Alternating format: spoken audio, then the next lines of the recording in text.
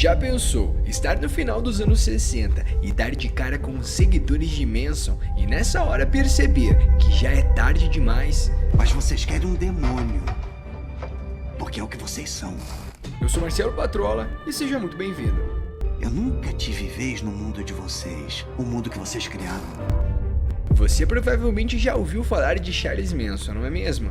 Ele foi o líder de uma seita hippie, autodenominada como a Família, e que tornou-se conhecido pela América e pelo resto do mundo. E agora vocês jogam esse reflexo de volta em mim e me trancam na penitenciária de vocês e podem dizer que o mundo tá melhor.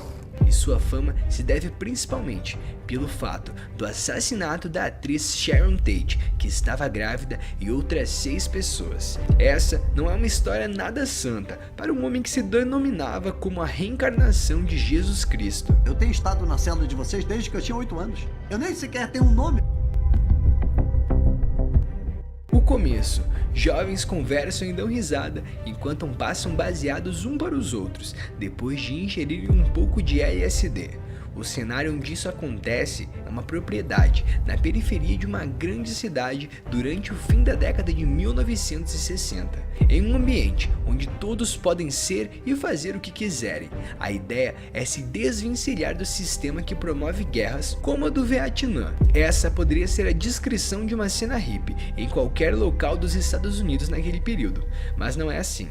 Neste caso, a visão do Rancho Spare nos arredores de Los Angeles, onde a família Manson morava entre as suas peregrinações, roubos e assassinatos cruéis, todos liderados pelo Messias, Charles Manson. A prisão tá aqui na mente. Kathleen Maddox deu à luz a Charles Manson Miles Maddox em novembro de 1934, quando tinha apenas 16 anos de idade.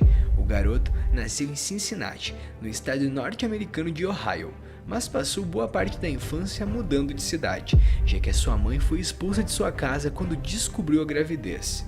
Não bastasse as constantes mudanças, a relação entre a mãe e o filho não era boa, e em um episódio do seu livro Manson Is a One, sem edição em português, Charles relata que Kathleen chegou a propor a uma garçonete trocá-lo por uma caneca de cerveja. Por essas e outras, ele adotou o nome de seu padrasto, Manson, com o qual ficaria famoso. Notícias e documentos oficiais da época mostram que Manson era uma criança que já tinha uma infância marcada por comportamentos um tanto quanto questionáveis. Ainda menino, Charlie, como era chamado, foi enviado a um internato católico para crianças delinquentes, de onde fugiu eventualmente. O garoto se manteve longe de casa, vivendo com o que conseguia roubar de estabelecimentos locais. Passou por diversos reformatórios e detenções juvenis durante a infância, até ser preso pela primeira vez em 1951. Por indicação de um grupo de psiquiatras na prisão, conheceu sua primeira esposa e mãe de seu primeiro filho. Mas em 1957, a mulher decidiu que pediria divórcio, e Manson tentou fugir da cadeia, só que não conseguiu. No ano seguinte, recebeu a permissão condicional, mas continuou cometendo crimes como roubos e até prostituição de uma jovem de 16 anos. Fora das grades, conheceu sua segunda esposa e a mãe de seu segundo filho, uma prostituta chamada Leona. Algumas autoridades da época acham que eles só se casaram para não poderem depor um contra o outro em um processo que sofriam naquele momento. Charles e Leona se livraram da prisão, mas não demorariam muito para que o rapaz fosse preso de novo, dessa vez em 1967. Quando foi libertado, em março de 1967, Manson havia passado mais da metade dos seus 32 anos da vida em prisões e centros de detenção. A intimidade com o encarceramento era tanta que os oficiais relatam que ele teria pedido até para permanecer na cadeia, pois lá se sentia em casa. Eu tenho estado na cela de vocês desde que eu tinha 8 anos. Eu nem sequer tenho um nome. Uma vez em liberdade, Charlie viajou a Berkeley, a São Francisco, recrutando membros para seu grupo, a maioria mulheres. A promessa de uma vida livre e alternativa se mostrou apelativa para diversos jovens, principalmente para Mary Brunner, que seguiu o homem mais velho, atraída por sua personalidade que, segundo ela, era magnética, e acabou tendo um filho com ele. Estes são alguns dos membros da família Manson em seu auge da popularidade. Brunner chamou as amigas para participar do grupo, e com isso a seita começou a crescer. Após dias perambulando pelos entornos de Los Angeles, a apelidada família se fixou em um antigo set de filmagens, o Rancho Span. O destino era Los Angeles, por uma simples razão. Manson pretendia seguir carreira como músico, pois aprendera a tocar guitarra enquanto estava preso, e tinha certeza de que seu momento de fama chegaria. Graças a alguns contatos e a sua habilidade de persuasão, Manson tornou-se amigo de Dennis Wilson, da banda Beach Boys, que acabou gravando uma das composições do ex-presidiário, Says to Izzet, e o título Never Learned to Net Love. A relação desse líder com a música era tão intensa que em 1968, quando os Beatles lançaram o álbum branco, ele teve certeza que havia entendido a mensagem escondida por trás da música Helter Skelter. Para Manson, a canção era um sinal de que suas teorias apocalípticas estavam certas. Ele acreditava que uma guerra racial estava prestes a acontecer. Teoria essa que sempre foi fortemente refutada pelos membros da banda britânica. Estudos da Universidade da Virgínia dos Estados Unidos indicam que ele contou a seus seguidores na época que os negros ganhariam a disputa e os membros da família governariam o que restou do mundo. Embora a ideia parecesse ótima para as pessoas participantes da seita, meses se passaram e não havia nenhum sinal de que os confrontos começariam em breve. Manson então prevera que os primeiros crimes seriam cometidos por negros contra brancos, até que no verão de 1969, quando sua carreira musical e suas conexões com Hollywood estavam enfraquecidas, o então denominado Messias convenceu o resto do grupo de que eles deveriam incitar a guerra. Mas como? Assassinando brancos ricos e influentes da cidade e incriminando o grupo da resistência negra como os Panteras Negras, que estavam em seu auge naquela época.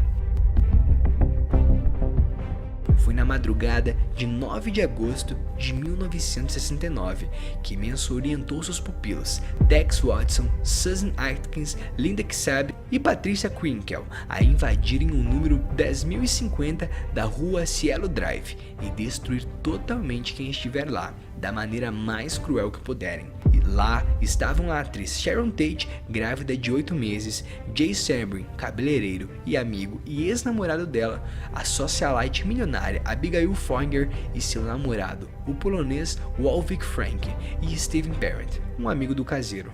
Os 5 foram cruelmente assassinados com um total de 102 facadas, algumas deferidas quando as vítimas já estavam mortas. Para completar o trabalho, tentaram se livrar do crime. Os assassinos escreveram a palavra pig, que significa porco, com o sangue de uma das vítimas na porta da casa. A cena foi descoberta no dia seguinte e, como reportou a revista Time na época, era tão brutal que assustou até mesmo os policiais. A escolha do local para cometer essas atrocidades não parece ter sido aleatória. A propriedade era a antiga residência da atriz Candice Bergen e seu marido, o produtor musical Terry Melcher, que havia negado a Manson um contrato com um músico em sua produtora. O casal, porém, havia se mudado há pouco tempo dali, e quem adquiriu a casa foi a atriz Sharon Tate e seu marido, o diretor de cinema Roman Polanski, que estava na Europa na data do crime, gravando um filme. O caso LaBianca. Em 10 de agosto de 1969, na noite seguinte aos primeiros assassinatos, Manson e 6 membros da família deram continuidade ao plano. Dessa vez, Manson se juntou ao grupo porque, segundo testemunhos posteriores de seus cúmplices, ele achava que no primeiro episódio não houve pânico suficiente. A família dirigiu pelos bairros da região procurando possíveis vítimas, até que chegaram a uma casa onde haviam participado de uma festa um ano antes. A residência era de Lino LaBianca, o dono bem-sucedido de uma mercearia, e sua esposa Rosemary. O que aconteceu exatamente lá dentro não é claro até hoje, porque durante o julgamento os membros deram depoimentos contraditórios. Fato é que o casal foi brutalmente assassinado com um total de 67 facadas, nenhuma delas deferida pelo próprio Manson. Após as execuções, Krinkel escreveu a palavra war, que significa guerra, no estômago de Leno. Nas paredes da sala, ele escreveu morte aos porcos e levantem-se, foram escritos com o sangue das vítimas na porta da geladeira. As investigações de ambos os assassinatos duraram meses, até que fossem relacionadas à seita. Na verdade, isso só aconteceu quando a gangue foi investigada por outros crimes, e seus membros então foram interrogados. O fato crucial, porém, foi a prisão de Susan Atkins. Ela decidiu se gabar-se para suas colegas de cela sobre ter participado dos casos de Tate e LaBianca, e então foi denunciada por elas pelas próprias companheiras. O relato da jovem era o elo que faltava para a polícia voltar a relacionar um dos crimes finalmente e associar então a família Manson.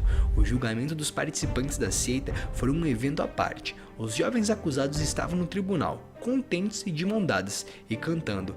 Anos depois, as réis diriam que Charles as orientou a interpretarem para o público. Mesmo sem ter efetivamente assassinado nenhuma das vítimas nos casos Tate e LaBianca, Manson foi condenado à morte por manipular o grupo e fazê-los cometer os crimes. Charles Watson, Van Hatten e o resto do bando receberam a mesma pena. No entanto, o veredito foi alterado um ano após o fim dos julgamentos, em 1972, pois o estado da Califórnia baniu as penas capitais, substituindo por prisões perpétuas. Linda Casban foi inocentada e serviu como testemunha de acusação durante os processos. E depois? A família Manson virou um marco na criminologia. Para alguns especialistas, mostra a ambiguidade vivida durante o fim dos anos 60 pelos hippies. Os fatos viraram um mito no imaginário popular e deram a origem a diversas músicas, séries e até mesmo filmes, que entraram para a história da cultura popular. Cada um é seu próprio guarda e cumpre sua própria pena. A prisão tá aqui na mente.